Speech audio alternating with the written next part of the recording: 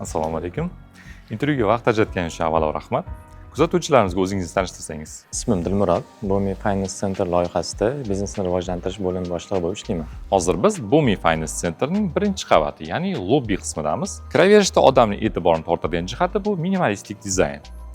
Bu tomondan pastki qavatlarga tushish uchun zinalar hamda yuqoriga ko'tarilish uchun ham zinalar mavjud. Asosiy 3 ta kirish eshigi bor. Bu avvalgi intervyularimizda aytilganidek, Registon g'oyasidan ilhomlangan holda yaratilgan. Xuddi shunaqa loyihamizni amalga oshirishda koreys va o'zbek mutaxassislari qatnashgan. Aytib o'tganingizdek, o'sha Registonni 3 ta majmuasini eslatadigan 3 ta eshigimiz bor va ochiq xoll.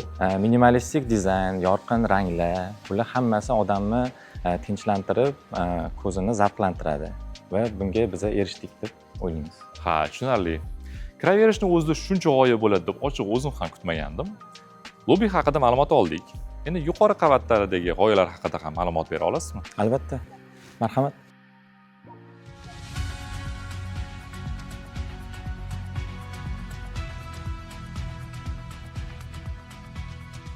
Yuqori qavatli binolarda asosiy faktorlardan biri bu lift hisoblanadi. Binoyimizda 12 ta tezyurar lift bor, Hyundai brendiga tegishli va birinchi qavatdan 30-qavatgacha 1 daqiqadan kam vaqtda ular chiqadi. Va biz shunday loyihalashtirganmizki, binoni past birinchi 14 qavatiga bir gruppa lift va keyingi 15 qavatiga boshqa gruppa lift. Bu ertalabki odamlarning qilinchligini va shunaqa noqulayligini biz shunaqa yechim berganmiz. Bu hammasi mehmonlarimiz va rezidentlarimizni vaqtini tejashi va qulayligi uchun yaratilgan.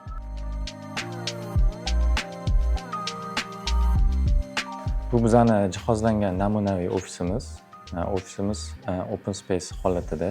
Bizda ustunlar bo'lmagani uchun har bir komanda o'ziga moslab, funksional va effektiv ish joylarini joylashtirish imkoni bor. Ha, demak, stullar joylashuvi, stullar bo'lmagan sabab istalgancha o'zgartirsa bo'ladi. Ha, shunaqa.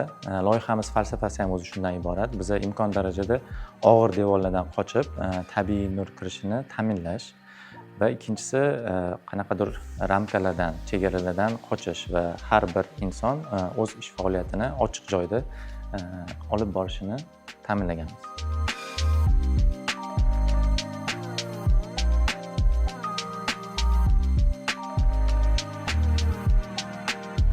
Toshkent City Koreya texnologiyalari va Toshkent markazidagi yangi zamonaviy bino. Demak, bu binoda O'zbekistondagi bizneslar rivoji uchun barcha sharoitlar yaratilgan. Albatta. Dilmurod aka, qiziqarli va qimmatli ma'lumotlar uchun katta rahmat. Ishlaringizda omad tilayman. Ushbu loyihani rivoji uchun qo'shayotgan hissangiz uchun tashakkur bildiramiz. Keyingi intervyularimizda yana albatta ko'rishamiz degan umiddaman. Katta rahmat. Rahmat.